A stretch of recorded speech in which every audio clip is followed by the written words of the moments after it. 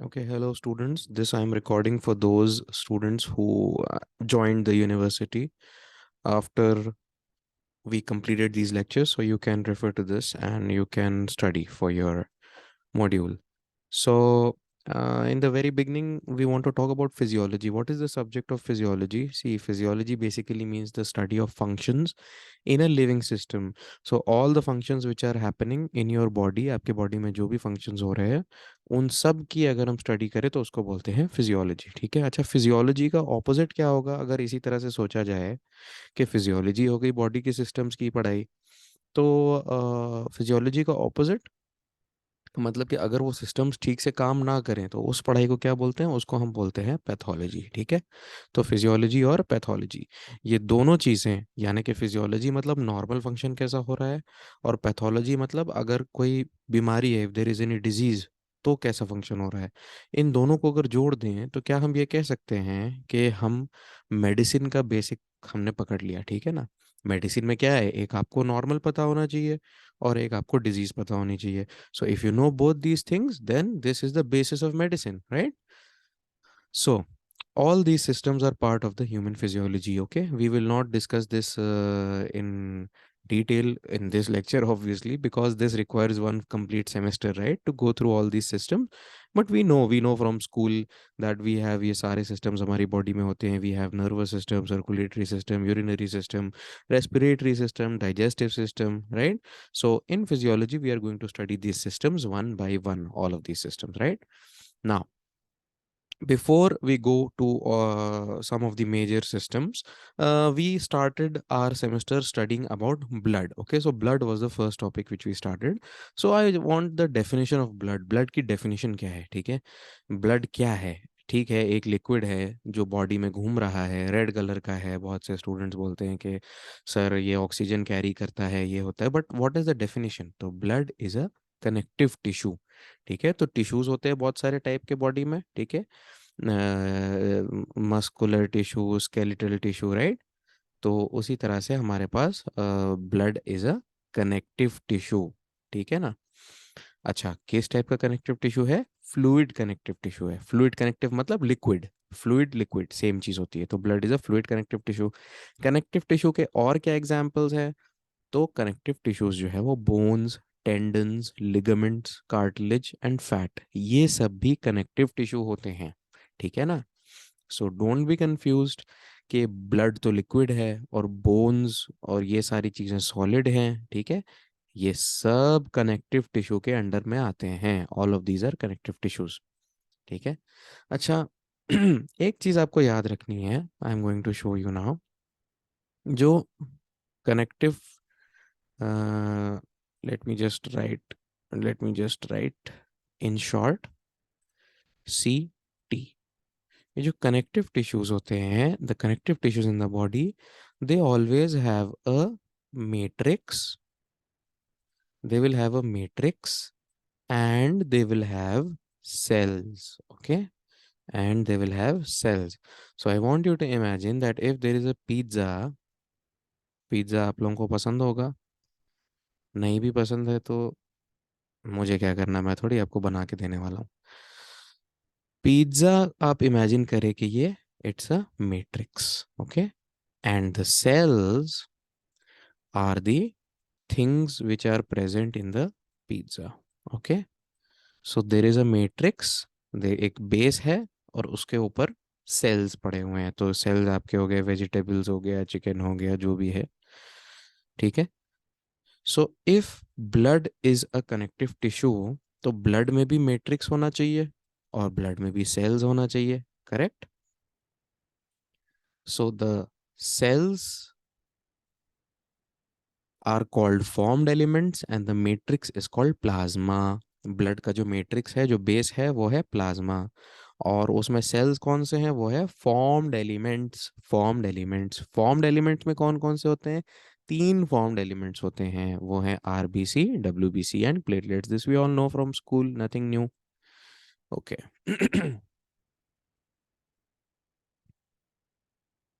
All right. Now Here in this image, you can see the components of blood. So there is plasma, there is platelets, white blood cells, and red blood cells. We will come back to this picture. We will discuss in detail. But right now, you just have to remember that there is plasma and there is formed elements. Formed elements are RBCs, WBCs, and platelets. Okay. Now we are going to get into some technical details. You have to remember these details. So blood makes up how much of our body weight? So we have some weight in our body, yes. Out of that weight, कितना wait blood का है? ठीक है, तो इसका answer है 8%। तो आपका जितना भी वेट है उसका 8% ब्लड की वजह से है।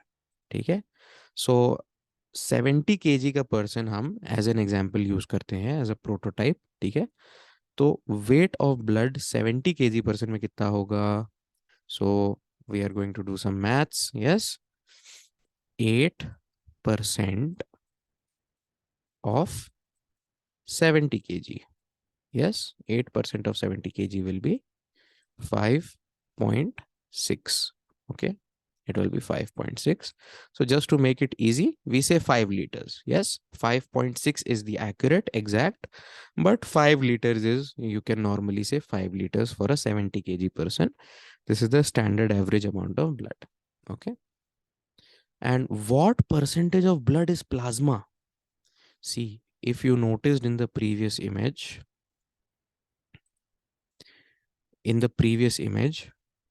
it was shown that plasma is making 55% of the blood. Okay, so in blood the majority is plasma and 45% will be the formed elements, right? So the cells of the blood or the formed elements are 45% and plasma is 55%. Again, now you can see this image, you can understand what is the importance. 55% plasma, 44% red blood cells. See, even in the blood cells, the high majority is red blood cells and only 1% is platelets and white blood cells together. Okay. All right. So this we know. Constituents of blood are plasma and formed elements. Formed elements are RBCs, WBCs, and platelets. Now we are going to talk in detail about plasma. Okay. So talking about plasma, what does plasma contain? ये plasma में होता क्या है? देखिए, majority जो होता है plasma में वो वाटर होता है। ठीक है, वाटर होता है। और वाटर के बाद इंपॉर्टेंट चीज होती है उसमें प्रोटीन्स। ठीक है, वाटर के बाद इंपॉर्टेंट चीज होती है प्रोटीन्स, और प्रोटीन्स के बाद कुछ चीजें और होती है। ठीक है, so mostly water, second important चीज है प्रोटीन्स, फिर उसके बाद इलेक्ट्रोलाइट्स, डिजॉल्व्ड गैसेस, ये सारी चीजें प्लाज्मा में होती हैं। मोस्टली वाटर, सबसे ज़्यादा वाटर, और फिर प्रोटीन्स। तो ये जो प्रोटीन्स हैं, ये कौन से प्रोटीन्स हैं, इस पे हम फोकस करेंगे और ये कितना होता है। So how much is the protein in plasma? It is 7 to 8 gram/cent। See, don't be confused when you see the word percent. ठीक है, परसेंट, या अगर ये ऐसे भी लिखा हो percent, it means by 100। Okay, और पर 100, बट पर 100 वॉट? क्या पर 100? सो द आंसर इज पर 100 ml। Okay, per 100 ml. So in 100 ml of blood, there will be 7 to 8 grams of protein. Okay. Now, which proteins are present in plasma? See, we need to know about 3 major proteins। अभी आपको याद करने पड़ेंगे।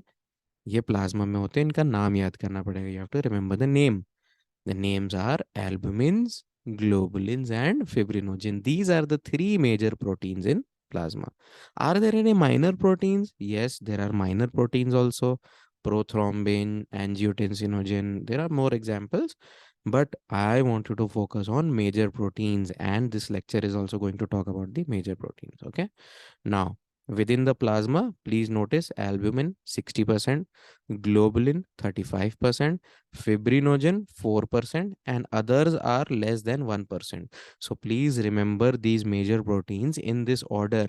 इसी sequence में याद करना, पहले एल्ब्यूमिन, फिर ग्लोबुलिन, फिर फिब्रिनोजन। क्यों इस सीक्वेंस में?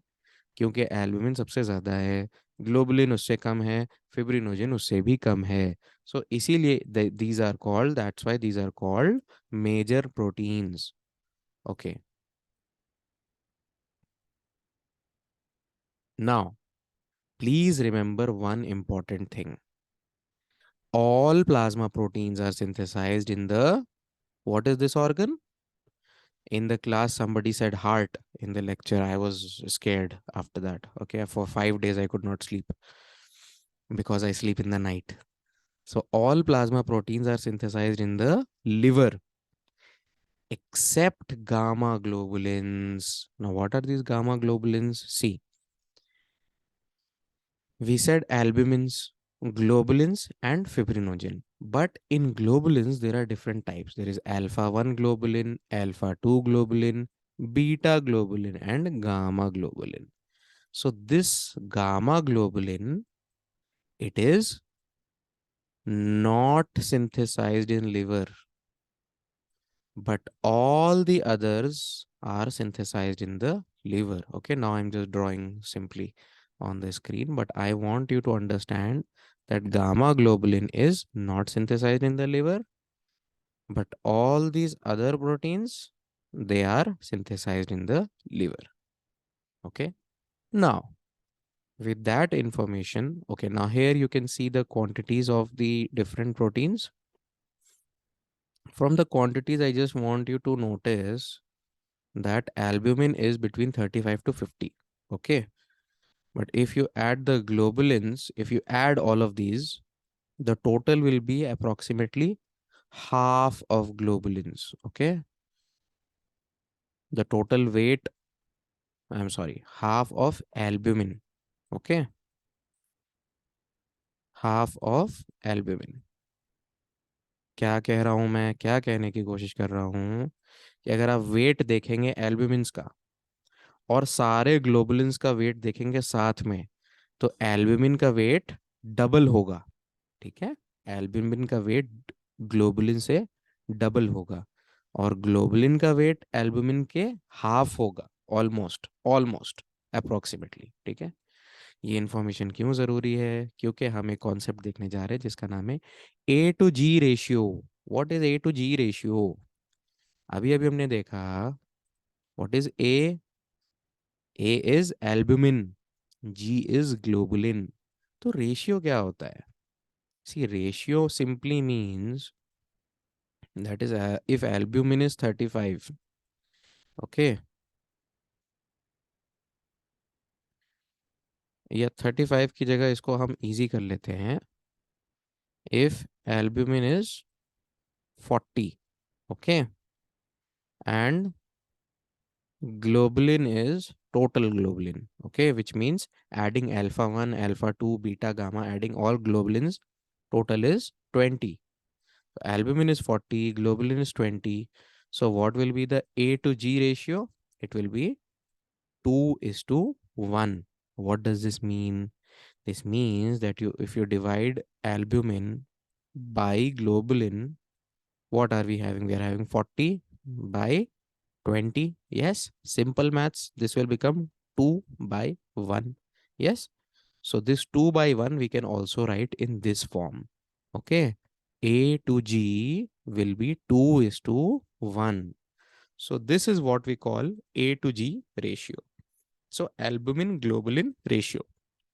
मतलब एल्ब्यूमिन अगर 2 है तो ग्लोबुलिन कितना होगा, या एल्ब्यूमिन 4 है तो ग्लोबुलिन कितना होगा, या एल्ब्यूमिन 1 है तो ग्लोबुलिन कितना होगा। ठीक है, so this ratio, my dear students, it is 1.7 to 2 is to 1. What does this mean, 1.7 to 2? Say, if you are 50 students and I am checking the albumin and globulin of each of you, are we going to get exactly 2 is to 1?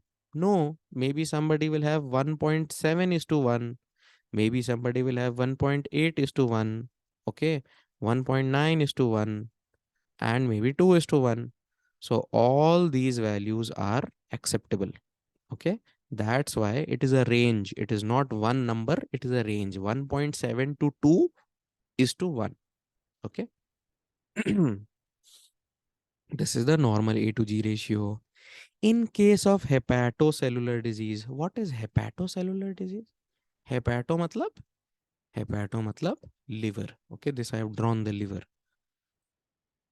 Hepatocellular matlab liver disease. In liver disease, A to G ratio gets reversed. What does it mean reversed? या यहाँ पे था 1.7 to 2:1. इसको अगर reverse करना हो तो ये क्या हो जाएगा? 1:2 हो जाएगा, है ना? या 1:1.8 हो जाएगा. ये हो गया रिवर्स. क्या मतलब? मतलब ये हुआ कि normally, like in normal scenario, albumin was more. That's why we are getting na this ratio. But in liver disease, globulin will become more. That's why the ratio will get reversed. But why? Why this is happening? The answer is because albumin is synthesized by the liver, and one globulin is not synthesized by the liver. Which is that globulin? I told you to remember, one globulin is not synthesized by the liver. All proteins are synthesized, all plasma proteins are synthesized by liver except one, which is, what is the name? Gamma globulin. Gamma globulin. Yes. So, what will happen? See, in normal person, albumin is synthesized double. Yes. Globulin is synthesized half as compared to albumin. Okay. But in case of liver disease, the albumin synthesis will go down. Yes, because albumin is synthesized in liver. What about the other globulins like alpha, beta? Yes, these will also go down. Correct? But what about gamma globulin? Gamma globulin तो liver से बन ही नहीं रहा था. I'm sorry, I wrote alpha. I wanted to write gamma. Gamma. This gamma globulin, this was not being created by liver. So this will remain normal. ये liver से बनता ही नहीं है ना. जो चीजें लिवर से बनती हैं वो सब नीचे जाएंगी, उनकी वैल्यू कम हो जाएगी, एल्ब्यूमिन की वैल्यू कम हो जाएगी. और ग्लोबुलिन्स की वैल्यू क्या होगी? See, this is a trick question. When I ask student globulin की वैल्यू क्या होगी, सम स्टूडेंट से ग्लोबुलिन की वैल्यू बढ़ जाएगी लिवर डिजीज में. That is not possible. Globulin की वैल्यूज भी कम होंगी. ठीक है. बट गामा ग्लोबुलिन की वैल्यू सेम रहेगी. ये भी बढ़ेगी नहीं, ये भी सेम रहेगी.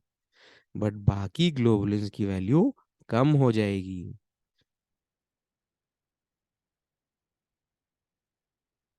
तो अगर बाकी ग्लोबुलिन्स की वैल्यू कम हो गई तो क्या होगा?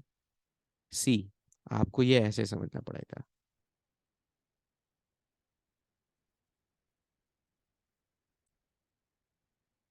Okay, let's continue.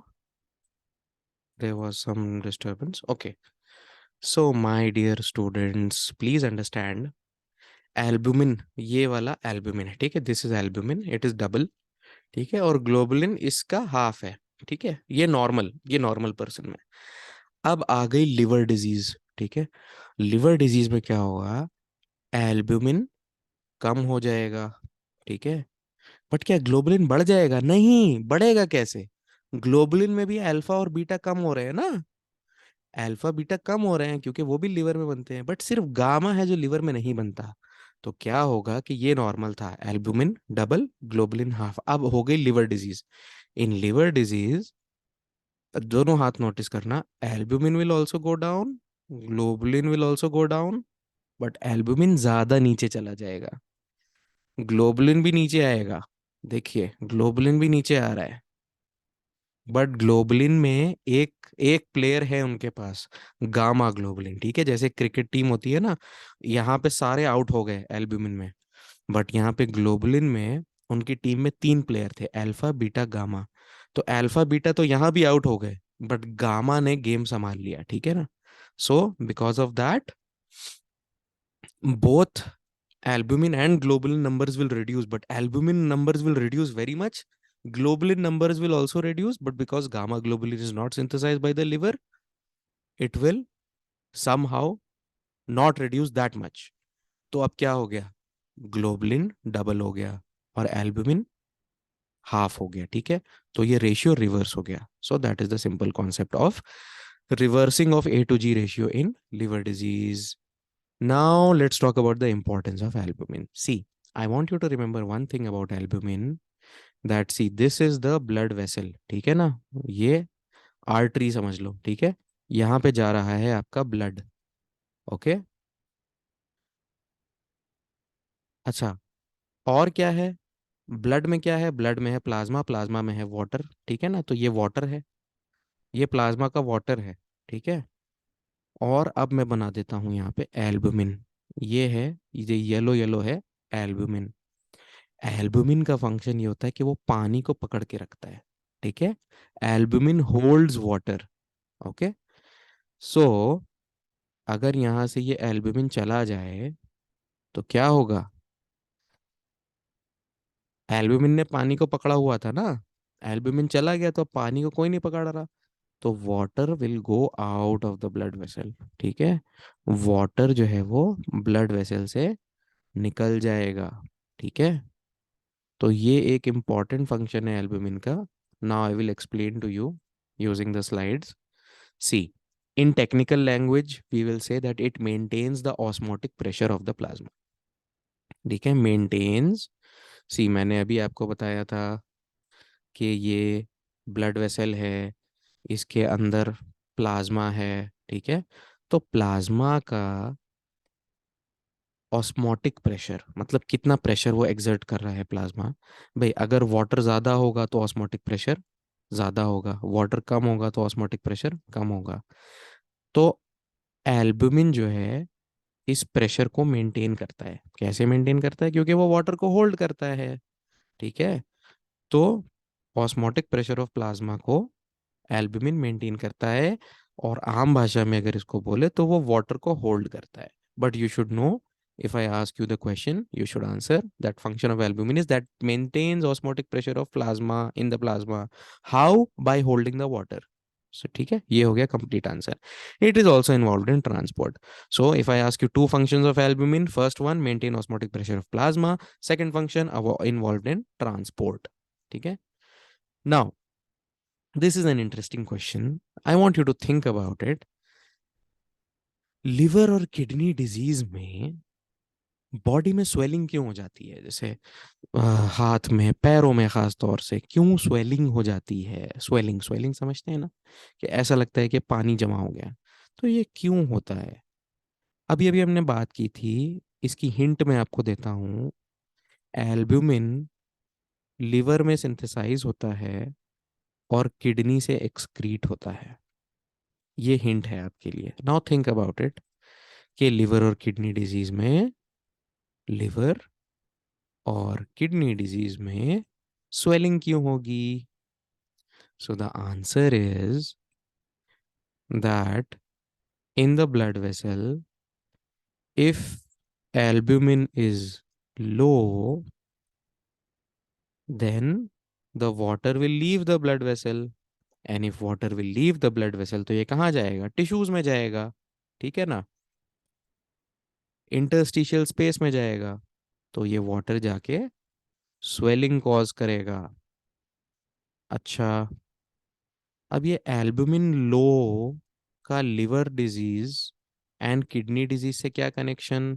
देखिए, लिवर डिजीज तो already we have discuss, liver disease में एल्ब्यूमिन सिंथेसिस कम हो जाएगा because albumin is synthesized in liver, so simple. What about kidney, kidney अगर एल्ब्यूमिन ज्यादा एक्सक्रीट कर दे, see kidneys function is to form urine, yes, so if extra albumin, excess albumin is lost in the urine, then in kidney disease, then also albumin will reduce, and if albumin will reduce, water will leave the blood vessels and there will be swelling. Okay, so very simple explanation. I hope you understood. Now first major protein was Albumin. Second is globulin. Let's talk about globulin. See, alpha and beta globulins जो थे, they are involved in transport. Very simple. But ये जो gamma globulins है, they are involved in immunity. They are involved in immunity of the body. They are also called immunoglobulins. ठीक है? Immuno because they are involved in immunity. Globulins क्योंकि वो globulins हैं. So gamma globulins are also called immunoglobulins. And there are 5 types of immunoglobulins. आपने school में पढ़ा होगा. GAMDE. और अब मैं चाहता हूं कि आप इसी सीक्वेंस में इसको याद करो. GAMDE. क्योंकि G लार्जेस्ट होता है, E स्मॉलेस्ट होता है. ठीक है? So you have to learn it in this sequence. GAMDE. These are the 5 immunoglobulins. Okay.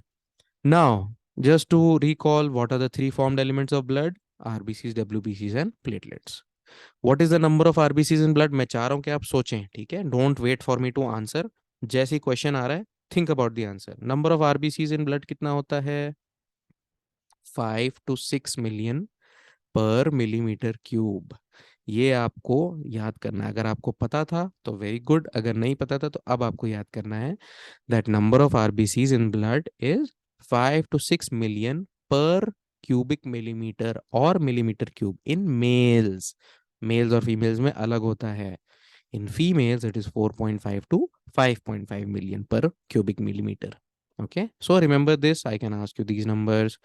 What is the number of WBCs in blood? White blood cells कितने होते हैं? वो होते हैं 4,000 to 11,000 per millimeter cube. Look at the difference. 5 to 6 million एक जगह पे, दूसरी जगह पे 4,000 to 11,000. ठीक है? एंड जो प्लेटलेट्स होते हैं वो इन दोनों के बीच में होते हैं. आरबीसी बहुत ज़्यादा हो गए, एक्सट्रीम. डब्ल्यूबीसी बहुत कम हो गए. प्लेटलेट्स इनके बीच में होते हैं. प्लेटलेट्स होते हैं 150,000 to 300,000. Now over here in our countries we have a habit of saying 1.5 lakh, 3 lakh. Okay, but internationally lakh किसी को नहीं पता कि क्या होता है. So get a habit of saying 150,000 to 300,000. ठीक है? You can also say lakh, I will understand, but for international audience you should say 150,000 to 300,000 per millimeter cube. ये हो गए values. Simple. ठीक है? And next we are going to see what is specific gravity. अच्छा, specific gravity क्या होता है कि जो कोई भी सब्सटेंस है या कोई भी लिक्विड है, ठीक है, या समझ लीजिए ये वाटर है, ठीक है, तो वाटर की कुछ स्पेसिफिक ग्रेविटी है. अगर हम इसमें कुछ चीज़ें ऐड कर दें इस वाटर में, तो वाटर की स्पेसिफिक ग्रेविटी कम होगी या बढ़ेगी? स्पेसिफिक ग्रेविटी बढ़ जाएगी. ठीक है? तो ये सिंपल सा कॉन्सेप्ट है. स्पेसिफिक ग्रेविटी की डेफिनेशन देख लेते हैं. देखें, it is the ratio of the density of a substance to the density of water. अब मैं इसको हटा देता हूं so that you are not confused.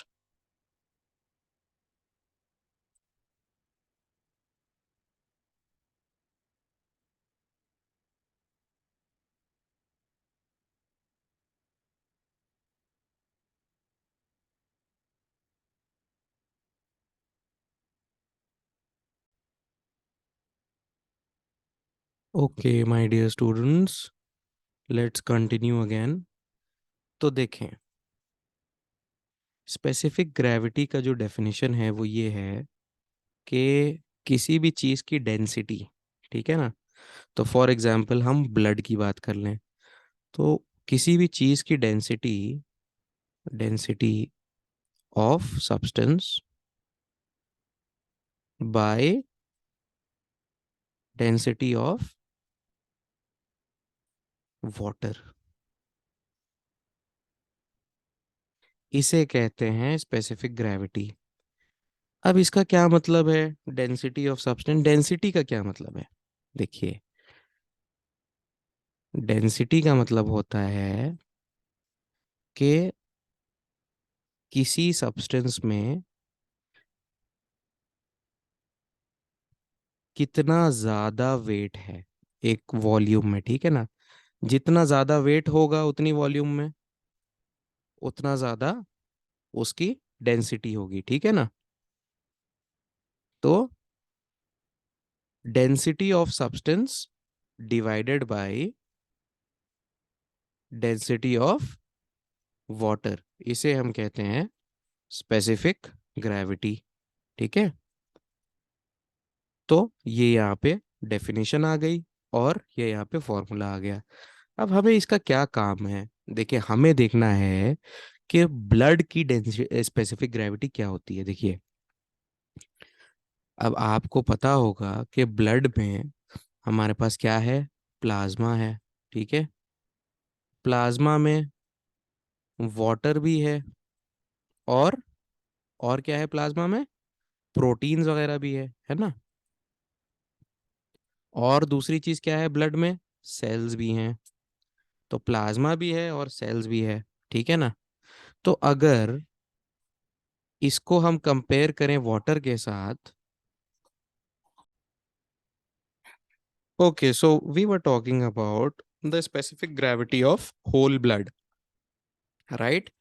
And I told you that whole blood is having, it is having plasma, it is having cells. Yes, plasma is having water, proteins, ये सारी चीजें plasma में है।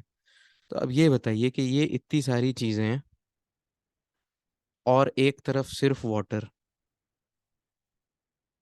तो इसमें से ज्यादा डेंस कौन होगा? यहाँ पे प्रोटीन्स भी हैं, ब्लड सेल्स भी हैं, डिजॉल्व्ड गैसेस भी हैं, सारी चीजें हैं, और इसको हम डिवाइड कर रहे हैं डेंसिटी ऑफ वाटर से। तो इसकी डेंसिटी ज्यादा होगी ना, इसकी डेंसिटी ज्यादा होगी, वाटर की डेंसिटी से ज्यादा होगी। तो इस वजह से ये जो नंबर आएगा ये 1 से ज्यादा आएगा। ठीक है, समझ में आई बात? देखिए, दो चीजों को अगर हम डिवाइड करते हैं, एक्स और वाई, ठीक है, एक्स को अगर वाई से डिवाइड करते हैं, तो अगर एक्स ज्यादा है तो ये नंबर 1 से ज्यादा आएगा, है ना, ग्रेटर देन 1 आएगा। Sorry, greater than 1 should be drawn like this, ये ग्रेटर देन 1 आएगा। और अगर x को y से डिवाइड कर रहे हैं और y ज्यादा है, तो ये नंबर लेस देन 1 आएगा, है ना। समझ में आ रही है बात? लेस देन 1 क्यों आएगा? क्योंकि y बड़ा हो गया, x छोटा हो गया, तो इसको अगर डिवाइड करेंगे तो लेस देन 1 आएगा। एग्जाम्पल देख लेते हैं। यहाँ पे x अगर 4 है और y 2 है ना, तो x y से बड़ा है, करेक्ट। तो आंसर क्या आएगा? 2 आएगा ना। तो 2 is more than 1, 2 more than 1 ही होता है ना, 1 से कम तो नहीं होता। 2 इज मोर देन 1। अच्छा, यहाँ पे देख ले एग्जाम्पल, अगर x 2 है और y 4 है, तो इसका आंसर क्या आएगा? 0.5 आएगा ना आंसर, 0.5। और 0.5 क्या होता है? वो 1 से कम होता है, 0.5 इज लेस देन 1, है ना। तो यही लॉजिक हम यूज कर रहे हैं यहाँ पे। Specific gravity of whole blood होगी 1.060। मतलब कि जब ब्लड को, रुकिए मैं आपको यहाँ पे दिखाता हूँ, जब हमने ब्लड को, ब्लड की डेंसिटी को वाटर की डेंसिटी से डिवाइड किया, तो डेंसिटी किसकी ज्यादा होती है? ब्लड की ज्यादा होती है ना। तो इसलिए ये 1 से ज्यादा आएगा, 1.060, 1 से ज्यादा। ठीक है, मोर देन 1। बट क्या बहुत ज्यादा नहीं, सिर्फ थोड़ा सा, 1.060, क्योंकि ऑलमोस्ट सेम होती है ब्लड और वाटर की डेंसिटी, बट थोड़ी सी ब्लड की ज्यादा होती है, तो 1.060। अच्छा, what is specific gravity of plasma? Plasma की क्या होगी? जैसे होल ब्लड में प्लाज्मा है और सेल्स हैं, तो सेल्स अलग कर दिए और सिर्फ प्लाज्मा को चेक करो, तो डेंसिटी क्या होगी? होल ब्लड और प्लाज्मा में अगर कंपेयर किया जाए तो किसकी डेंसिटी ज्यादा होगी? होल ब्लड की ज्यादा होगी ना, क्योंकि उसमें सेल्स भी हैं। अब सेल्स रिमूव कर दिए तो थोड़ा सा हल्का हो गया। ठीक है, तो प्लाज्मा को अगर वाटर से कंपेयर करो तो ये हो जाएगा 1.030। ठीक है। अच्छा, अगर प्लाज्मा को अलग कर दें, ब्लड में से प्लाज्मा हटा दिया, सिर्फ सेल्स रह गए, सॉलिड सॉलिड सेल्स रह गए हमारे पास, तो इन सेल्स को अगर कंपेयर करेंगे तो इसकी स्पेसिफिक ग्रेविटी होगी 1.090। अच्छा, यहाँ पे देर इज अ मिस्टेक, मैं इसको एक सेकंड इसको करेक्ट करता हूँ। Yes, so I have made the correction. Now what is the specific gravity of blood cells? तो ब्लड में से हमने प्लाज्मा हटा दिया, सिर्फ सेल्स रह गए हमारे पास, और ये सेल्स का वेट ज्यादा है वाटर के कंपैरिजन में। तो इसकी स्पेसिफिक ग्रेविटी हो जाएगी 1.090। तो यू हैव टू रिमेम्बर कि सबसे कम स्पेसिफिक ग्रेविटी प्लाज्मा की है क्योंकि उसके पास सेल्स नहीं है।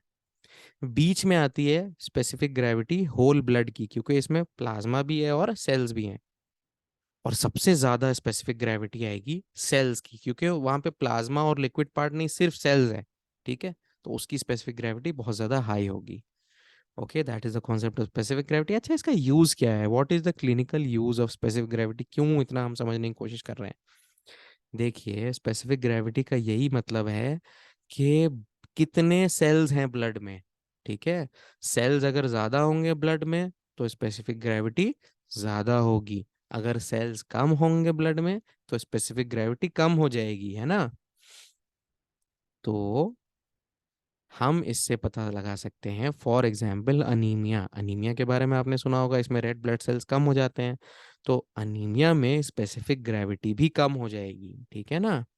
So if specific gravity of blood is less than normal, we can say that there are less cells in the blood. तो अगर आपको पता चले कि किसी पेशेंट के ब्लड में स्पेसिफिक ग्रेविटी कम हो गई, तो इसका मतलब उसके ब्लड सेल्स कम हो गए, इसलिए स्पेसिफिक ग्रेविटी कम हो गई। ठीक है, तो ये इसका क्लिनिकल यूज है, इसलिए हम स्पेसिफिक ग्रेविटी के बारे में पढ़ते हैं। अच्छा, अब आरबीसीज के बारे में थोड़ी सी बात कर ली जाए। आरबीसीज का पहले तो शेप आपने स्कूल में पढ़ा होगा कि ये बाई कॉनकेव शेप होता है। बाई कॉनकेव शेप, तो एक कॉनकेव ये हो गया, एक कॉनकेव ये हो गया, दोनों मिला के हो गया बाई कॉनकेव। ठीक है, तो बाई कॉनकेव शेप के हमारे दो रीजंस हैं हमें क्यों चाहिए होता है। एक तो रीजन ये है, helps in easy diffusion of oxygen because of large surface area. अच्छा, अगर आरबीसी का शेप देखें, ये है बाई कॉनकेव शेप। ठीक है, अगर ये बाई कॉनकेव ना होके ऐसे राउंड होता और हमें इस पे ऑक्सीजन फिट करना होता, तो 1 2 आपने ऐसे ऑक्सीजन फिट कर लिया। ठीक है, तो यहाँ पे एरिया, जो एरिया है ना, कौन सा एरिया? ये वाला एरिया, ये वाला एरिया कम है। बट ये बाई कॉनकेव की वजह से ये एरिया क्या हो गया? इंक्रीज हो गया, क्योंकि यहाँ पे ये कर्व्स आ गए ना, तो इन कर्व्स की वजह से एरिया इंक्रीज हो गया। ठीक है, तो लार्ज सरफेस एरिया हो जाएगा जिसकी वजह से इजी डिफ्यूजन ऑफ ऑक्सीजन हो जाएगा। ठीक है, so this is reason number one. What is reason number two? Reason number two is not mentioned here but reason number two is that this biconcave shape, ये ना blood vessels में, blood vessels हमेशा red होने चाहिए, ये blood vessels में easily travel कर सकता है, छोटे वेसल्स में भी इजीली ट्रैवल कर सकता है। ठीक है, तो छोटे ब्लड वेसल्स में भी ये स्टक नहीं होगा, इस शेप की वजह से ये फ्लेक्स होके निकल जाएगा। ठीक है ना?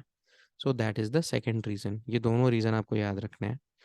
और ये बाह्य कॉनकेव शेप कैसे होता है, क्यों होता है? तो कुछ प्रोटीन्स हैं जो आरबीसी के सरफेस पे होते हैं, उन प्रोटीन्स का नाम है एक्टिन, स्पेक्ट्रिन, एनकिरिन। ये नाम आपको याद करना है, एक्टिन, स्पेक्ट्रिन एंड एनकिरिन। इन तीन की वजह से आरबीसी का बाइकॉनकेव शेप मेंटेन होता है। तो अगर ये ना हो फिर क्या होगा?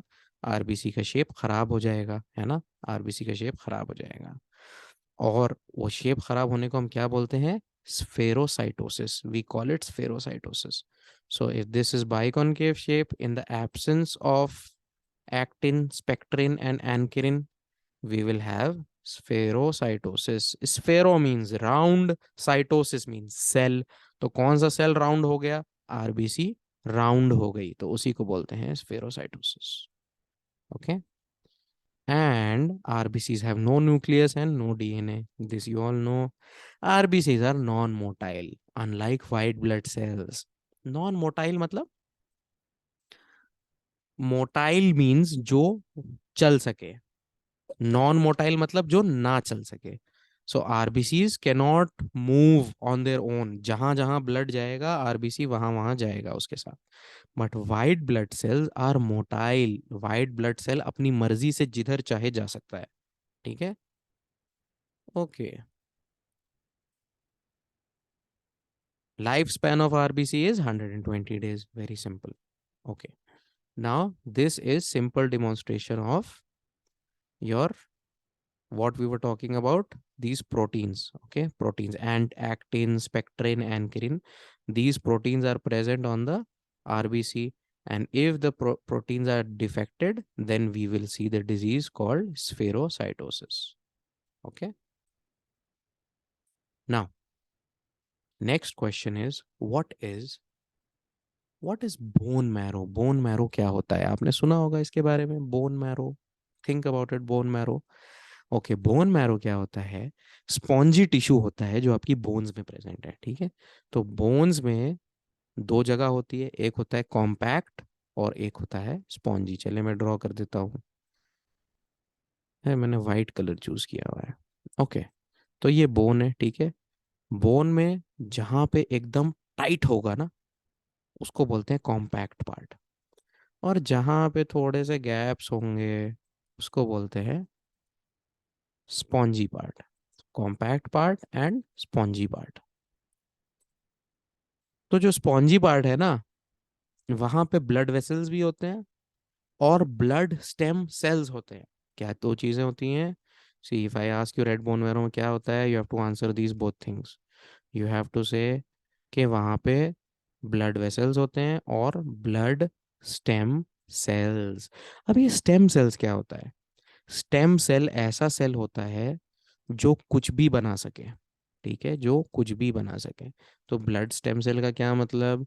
जो आरबीसी भी बना सके, डब्ल्यूबीसी भी बना सके और प्लेटलेट्स भी बना सके, उसको हम बोलेंगे ब्लड स्टेम सेल। ये है अपना ब्लड स्टेम सेल। ठीक है, तो ये कहाँ होता है? बोन मैरो में होता है। ठीक है ना? अच्छा, तो दो टाइप के बोन मैरो होते हैं, this you have to remember, red bone marrow and yellow bone marrow. तो ये जो बात हो रही है ना, जो जहाँ पे ब्लड वेसल्स होते हैं और जहाँ पे ब्लड स्टेम सेल्स होते हैं, ये आपका रेड बोन मैरो है। ठीक है, और अगर इसके ऊपर फैट डिपॉजिट कर दो तो वो हो जाता है येलो बोन मैरो। तो yellow bone marrow is nothing but red bone marrow on which there is fat accumulation. Okay, so red bone marrow actually contains the blood vessels and blood stem cells.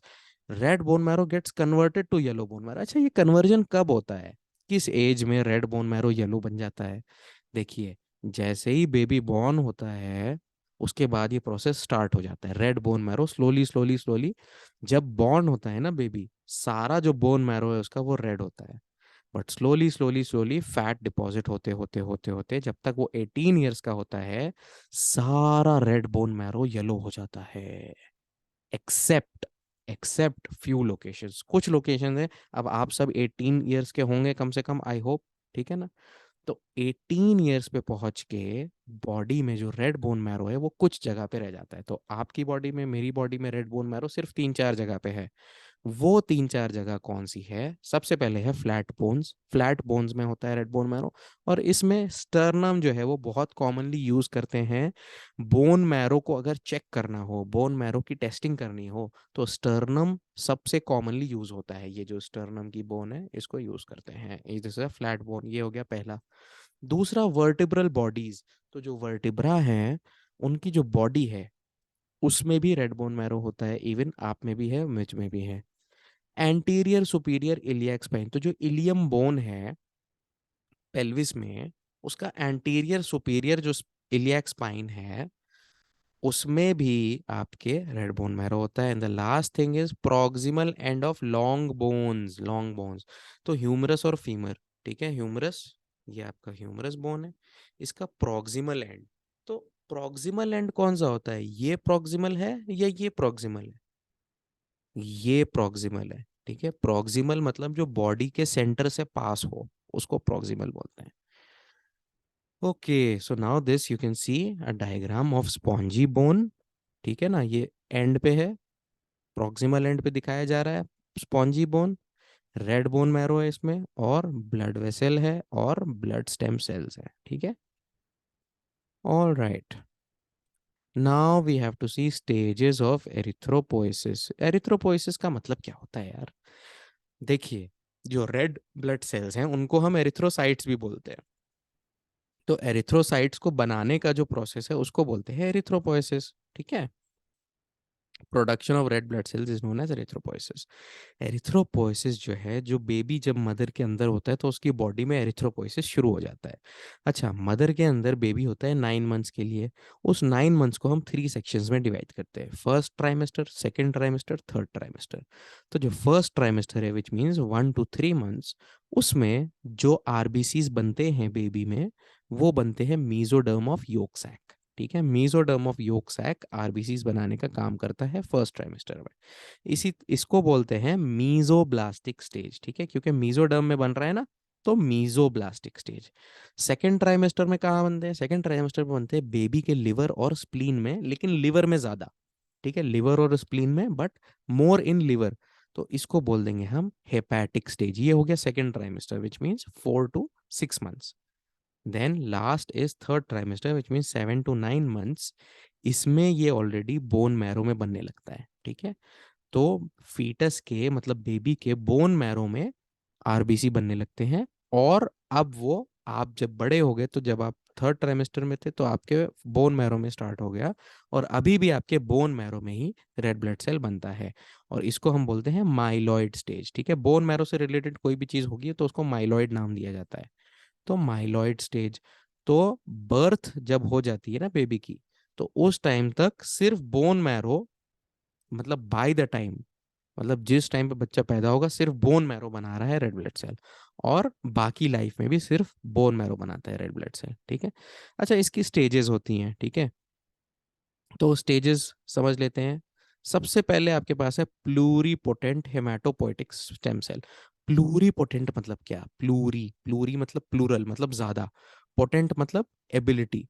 Haematopoietic stem cell, haematopoietic मतलब blood बनाने वाला, एरिथ्रोपोइटिक मतलब RBC बनाने वाला, haematopoietic मतलब सारे sales बनाने वाला स्टेम सेल। तो देखें, स्टेम सेल एक ऐसा स्टेम सेल है जो आरबीसी भी बनाएगा, डब्ल्यूबीसी भी बनाएगा, मैंने आपको बताया था, प्लेटलेट भी बनाएगा, है ना। इसी को स्टेम सेल बोलते हैं। उस स्टेम सेल का पूरा नाम है प्लूरीपोटेंट हेमाटोपोइटिक स्टेम सेल। तो ये मैंने बताया कि आरबीसी भी बना सकता है, डब्ल्यूबीसी भी बना सकता है, प्लेटलेट भी बना सकता है ना।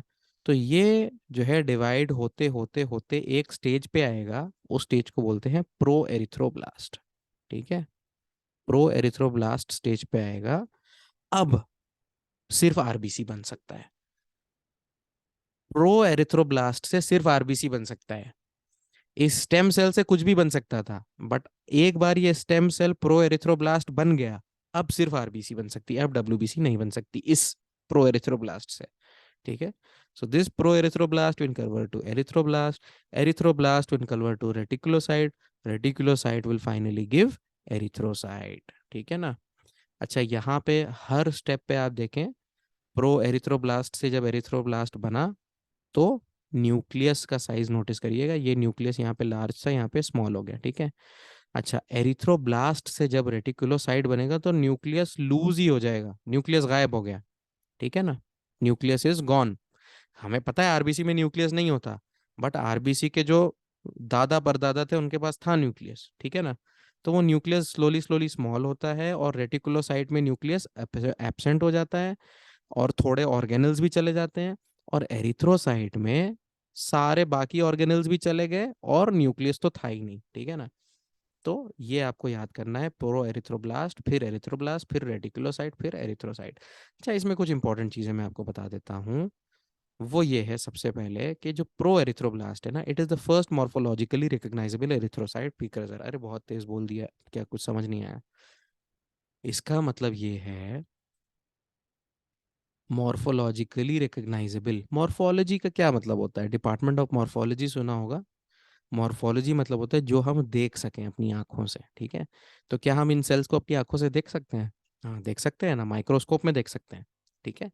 तो मॉर्फोलॉजिकली रिकॉग्नाइजेबल क्या मतलब? कि मतलब हम देख के पहचान सकते हैं that this is erythrocyte precursor. मैंने क्या कहा था आपसे कि ये जो है ना स्टेम सेल, ये आरबीसी भी बना सकता है, डब्ल्यूबीसी भी बना सकता है, प्लेटलेट भी बना सकता है। बट अब ये जो है ना प्रो एरिथ्रोब्लास्ट, यहां तक अगर बात आ गई तो ये सिर्फ आरबीसी बना सकता है। तो it is a erythrocyte precursor, मतलब आरबीसी प्रीकर्सर, प्रीकर्सर मतलब जो पहले आता हो। तो अब ये एरिथ्रोसाइट प्रीकर्सर है, ठीक है ना। और इससे पहले की जो स्टेजेस हैं, इससे पहले के जो सेल्स थे, यहाँ पे यहाँ पे यहाँ पे जो सेल्स थे, हम नहीं बता सकते कि ये आरबीसी बनेगा या डब्ल्यूबीसी बनेगा या प्लेटलेट बनेगा। बट ये प्रो एरिथ्रोब्लास्ट को देख के हम कंफर्म बता सकते हैं कि अब आरबीसी बनेगा। तो उसी को हम इंग्लिश में कहते हैं it is the first morphologically recognisable erythrocyte precursor. अच्छा, दूसरी चीज आपको ये याद करनी है कि रेटिकुलोसाइट काउंट जो है वो ब्लड में 0.2 to 2% होता है। क्यों?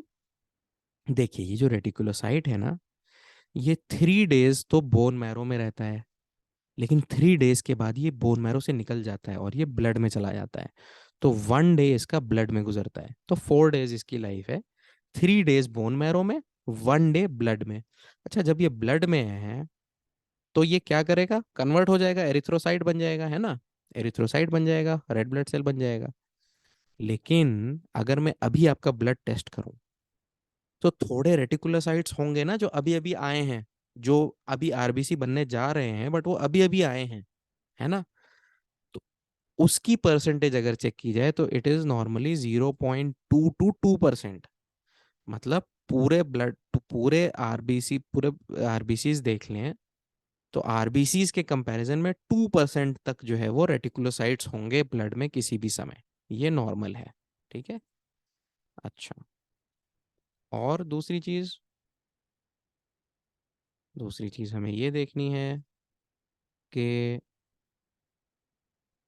फीटस में रेटिकुलोसाइट काउंट 5 to 10% होता है। फीटस में रेटिकुलोसाइट्स एडल्ट से ज़्यादा होते हैं, मतलब as compare to other ages. Foetal stage में रेटिकुलोसाइट 5 to 10% होता है। और ये जो पूरा प्रोसेस था ना, ये जो पूरा प्रोसेस है एरिथ्रोपोएसिस का, ये होता है 7 to 9 डेज में। This erythropoiesis happens in 7 to 9 days. Okay, now factors influencing erythropoiesis. अच्छा, एरिथ्रोपोइसिस मतलब आरबीसी बन रहे हैं, ठीक है। कुछ कंडीशंस में एरिथ्रोपोइसिस फास्ट हो जाता है। तो वो कौन सी कंडीशंस है? तो first is hypoxia which means low oxygen. So if the body detects के ऑक्सीजन लो हो रहा है तो एरिथ्रोपोइसिस फास्ट हो जाएगा। कैसे हो जाएगा? किडनी जो है एरिथ्रोपोएटिन नाम का एक हार्मोन सिक्रीट करेगी, ठीक है। एरिथ्रोपोएटिन क्या करेगा? ये जाके बोन मैरो पे काम करेगा, बोन मैरो से कहेगा कि भाई और जल्दी जल्दी बनाओ आरबीसीज, ठीक है ना। अच्छा, न्यूट्रिशन। न्यूट्रिशन कैसे? न्यूट्रिशन से पहले यहाँ पे स्लाइड में हॉर्मोन्स कहा गया है, तो टेस्टोस्टेरोन जो है, जो हार्मोन है, वो भी एरिथ्रोपोएटिन सिक्रीशन को फास्ट करता है। मतलब वो एरिथ्रोपोएटिन ज़्यादा बनाता है किडनीज से, ठीक है ना। और एरिथ्रोपोएटिन ज़्यादा बनेगा तो आरबीसी प्रोडक्शन ज़्यादा होगा। लेकिन टेस्टोस्टेरोन सिर्फ यही नहीं करता, टेस्टोस्टेरोन एरिथ्रोपोएटिन रिसेप्टर्स को भी जो है ज़्यादा एक्टिवेट कर देता है। मतलब कि आपके पास ये एरिथ्रोपोएटिन था, ठीक है, और ये आपका बोन है, ठीक है, बोन में है बोन मैरो, ये यहाँ पे बोन मैरो है, ठीक है। तो ये एरिथ्रोपोएटिन जाता है बोन मैरो में, यहाँ पे है एरिथ्रोपोएटिन रिसेप्टर्स। तो ये एरिथ्रोपोएटिन जाके इन रिसेप्टर से कहता है कि भाई जल्दी बनाओ रेड ब्लड सेल्स, ठीक है ना। तो अगर ये एरिथ्रोपोएटिन ज़्यादा है तो ऑलरेडी वो जल्दी जल्दी बनाएगा। लेकिन अगर इन एरिथ्रोपोइटिन रिसेप्टर्स को भी और एक्टिव कर दो, और एक्टिवेट कर दो, तो और डबल ज्यादा काम होगा ना। तो टेस्टोस्टेरॉन ये दोनों काम करता है, ठीक है ना। टेस्टोस्टेरॉन एरिथ्रोपोइटिन को भी सिक्रीट बढ़ा देता है और एरिथ्रोपोइटिन रिसेप्टर्स को भी एक्टिवेट कर देता है। न्यूट्रिशन में देखिए, अगर हम बात करें हीमोग्लोबिन की, आरबीसीज में आपको पता है हीमोग्लोबिन होता है रेड ब्लड सेल्स में, राइट। हीमोग्लोबिन अगर अच्छे से बनेगा तो आरबीसीज भी अच्छे से बनेंगे, है ना। अच्छा, हीम का मतलब क्या होता है? हीम होता है आयरन, और ग्लोबिन क्या होता है? ये प्रोटीन होता है। तो अगर न्यूट्रिशन में, मतलब अगर आपकी डाइट में, इसीलिए हम कहते हैं कि आप अच्छे से खाया पिया करिए, ठीक है ना, you have come to study, you have to eat nicely. तो हीम में आयरन होता है और ग्लोबिन जो है ये प्रोटीन है। तो अगर आपकी डाइट में आयरन और प्रोटीन अच्छे से होगा तो हीम और ग्लोबिन अच्छे से बनेंगे। हीम और ग्लोबिन अच्छे से बनेंगे तो आरबीसीज अच्छे से बनेंगे। इसीलिए हम कहते हैं कि न्यूट्रिशन भी एरिथ्रोपोइसिस को अफेक्ट करता है। ठीक है, सिंपल सी बात है। अच्छा, आरबीसी अपनी लाइफ टाइम कंप्लीट करने के बाद किस ऑर्गन में जाते हैं? स्कूल में पढ़ा था, स्प्लीन में जाते हैं। इसमें ज़्यादा डिटेल में नहीं जाएंगे। Spleen is called the graveyard of RBC. अच्छा, और क्या होता है? हीम जब ब्रेक डाउन होगा तो उसका आयरन, और ग्लोबिन जब ब्रेक डाउन होगा उसका प्रोटीन, ये बॉडी रीयूज कर लेती है। तो आरबीसी ब्रेक डाउन हुआ, ठीक है, वो गया स्प्लीन में, उसमें से जो हीमोग्लोबिन भी ब्रेक डाउन हुआ, उसका हीम निकला, वो आयरन उसका यूज होगा, और जो ग्लोबिन है वो भी यूज होगा। ठीक है, तो कुछ भी वेस्ट नहीं होगा। और यहाँ पे बिलीरुबिन भी बनता है। तो हीम से बनता है बिलीरुबिन। ठीक है, तो ये एक सिंपल फंडा आपको याद रखना है कि जब भी our red blood cell break होगा या डेड हो जाएगा तो हीम उसमें निकलेगा। ठीक है, और हीम से बनता है बिलीरुबिन। ठीक है। अच्छा, जॉन्डिस क्या होता है? जॉन्डिस के बारे में सुना है? जॉन्डिस होता है जब बॉडी में अलग अलग जगह पे, खासतौर से जो म्यूकस मेम्ब्रेन्स हैं वहां पे येलोनेस आ जाए, उसको बोलते हैं जॉन्डिस। तो आईज हो गई, माउथ के अंदर आप देखेंगे, ठीक है, फिंगर्स पे देखेंगे येलोनेस, उसे बोलते हैं जॉन्डिस। ये जॉन्डिस क्यों होता है? जॉन्डिस होता है बिलीरुबिन की ही वजह से। ठीक है ना। तो yellowish discoloration of skin and mucous membrane is called jaundice. और ये क्यों होता है? हम इस बिलीरुबिन की बात कर रहे थे ना। तो अगर ये बिलीरुबिन 3 mg% से ज़्यादा हो जाए, 3 mg% का क्या मतलब है? 3 mg% means 3 mg/100 ml of blood. ठीक है ना। अगर इससे ज़्यादा हो गया बिलीरुबिन तो जॉन्डिस हो जाएगा। क्यों बता रहे हैं हम ये यहाँ पे? हम इसलिए बता रहे हैं क्योंकि हीम से बनता है बिलीरुबिन। ठीक है, तो अगर हीम ज़्यादा हो गया तो बिलीरुबिन ज़्यादा हो जाएगा। हीम कहाँ से आ रहा है? हीम आ रहा है आरबीसी के टूटने पे। तो अगर आरबीसी ज़्यादा टूटेंगे तो हीम ज़्यादा होगा, और हीम ज़्यादा होगा तो बिलीरुबिन ज़्यादा होगा। इसलिए अगर आरबीसीज किसी के अंदर बहुत ज़्यादा डिस्ट्रॉय हो रहे हैं तो उसके अंदर हमें जॉइंडिस देखने को मिलेगा। ठीक है, this you have to remember. Now the last thing we are going to talk about is blood indices. Blood indices, index का प्लूरल होता है इंडिसेस। इसमें हम कुछ चीज़ें देखने वाले हैं। ठीक है, ये आप याद कर लीजिए, ये है कंपोनेंट्स ऑफ ब्लड। अच्छा, सबसे पहली चीज़ है कि ब्लड को, अगर आप, एक मशीन होती है, इसे बोलते हैं सेंट्रीफ्यूगेशन मशीन। सेंट्रीफ्यूगेशन मशीन, ठीक है। अगर आप ब्लड को, देखिए एक टेस्ट ट्यूब है, ठीक है ना, इसमें ब्लड है, आप इसको इस सेंट्रीफ्यूगेशन मशीन में अगर डालेंगे, और ये स्पिन करती है मशीन, बहुत फास्ट स्पिन करती है। अगर आपने इसको इसमें डाला तो ये जब स्पिन कर चुकेगी तो ब्लड सेपरेट हो जाएगा अपने कंपोनेंट्स में। ठीक है, कैसे सेपरेट होगा? जो हैवी चीज़ें हैं वो नीचे आ जाएंगी और जो लाइट चीज़ें हैं वो ऊपर रह जाएंगी। तो सबसे हैवी आपका हो गया रेड ब्लड सेल, ठीक है, वो नीचे आ जाएगा।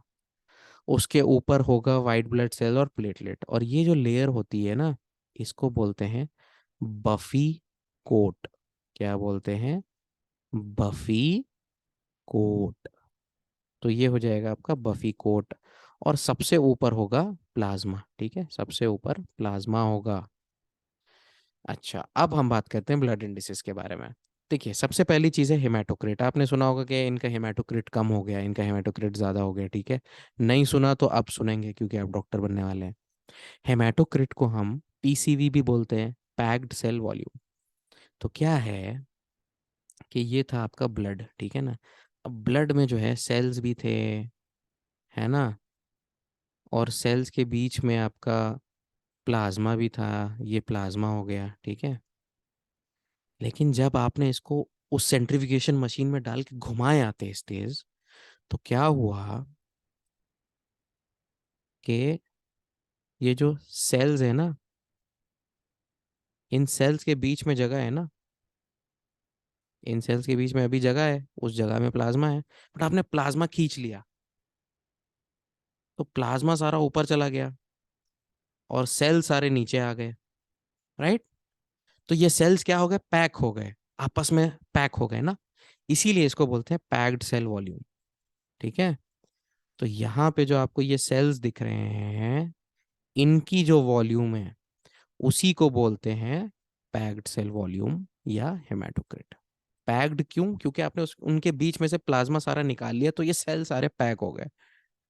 सो दैट इज कॉल्ड पीसीवी और हेमाटोक्रिट। इसकी नॉर्मल वैल्यू क्या है, यहाँ पे देखिए क्या है वैल्यू, 44 प्लस 1 45%। बट क्या आप सबकी सेम वैल्यू आएगी, नहीं, किसी की थोड़ी कम होगी, किसी की थोड़ी ज़्यादा होगी।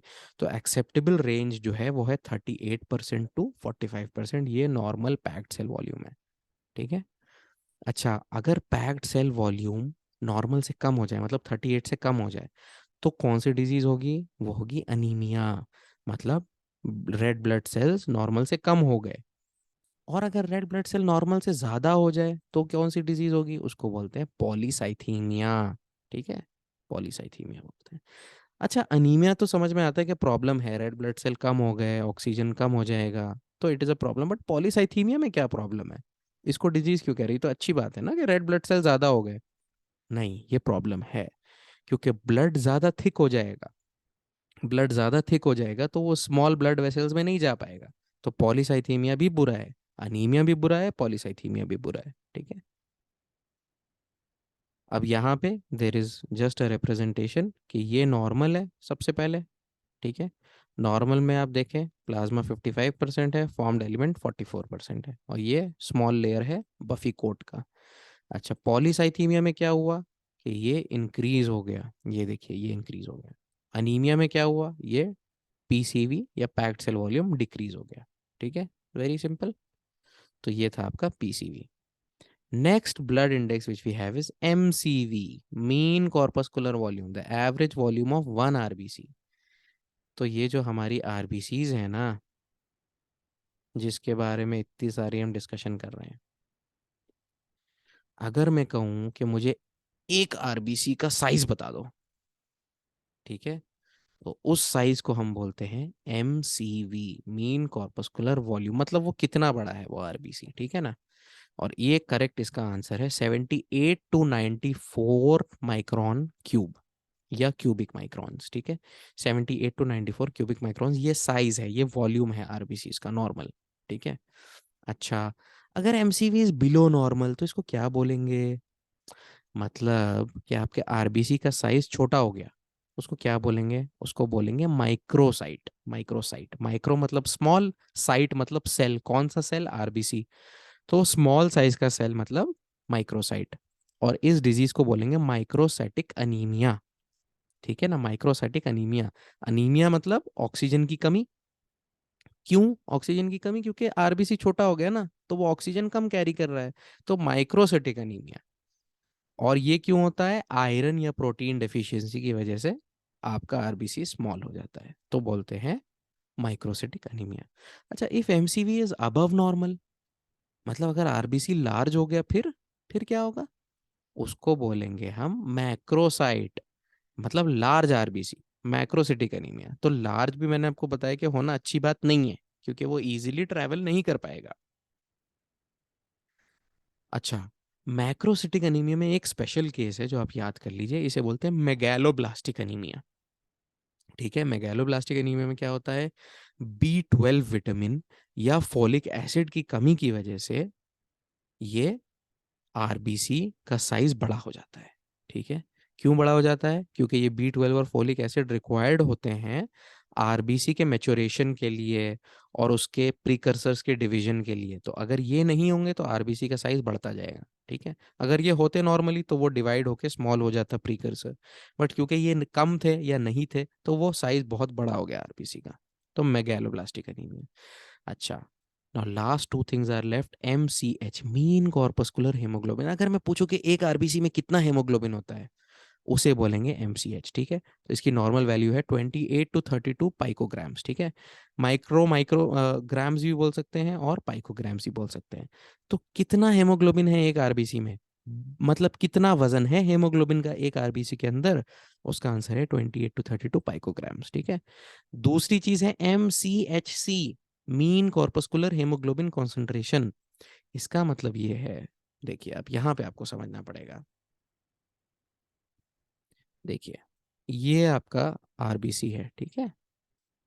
इसके अंदर प्रेजेंट था हेमोग्लोबिन, ठीक है।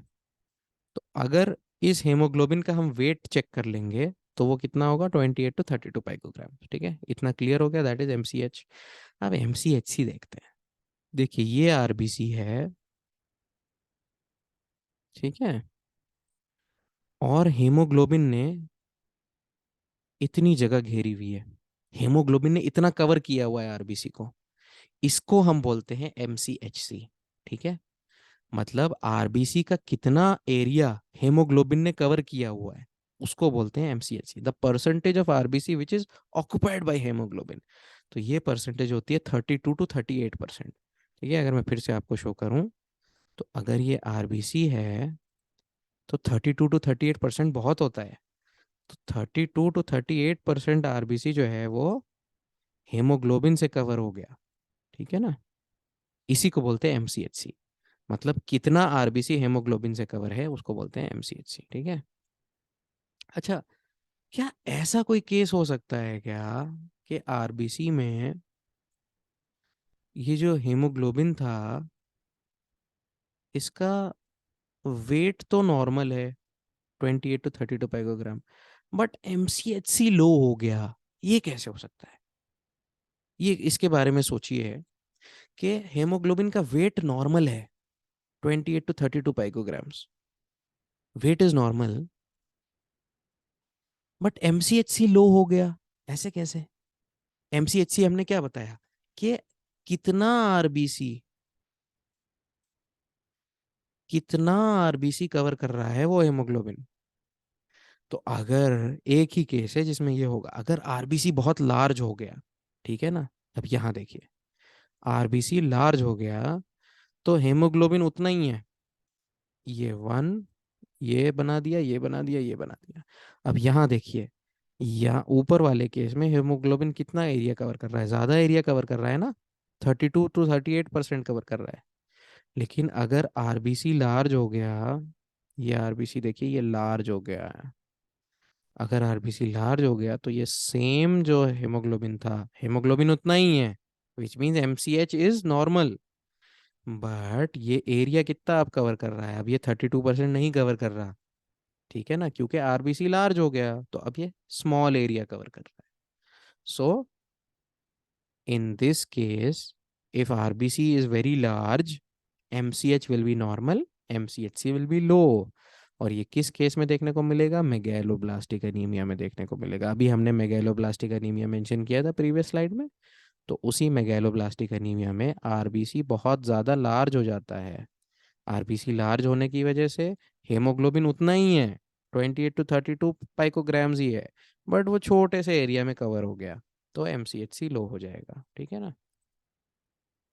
That brings us to the end of this presentation, that is lecture number 1 and 2.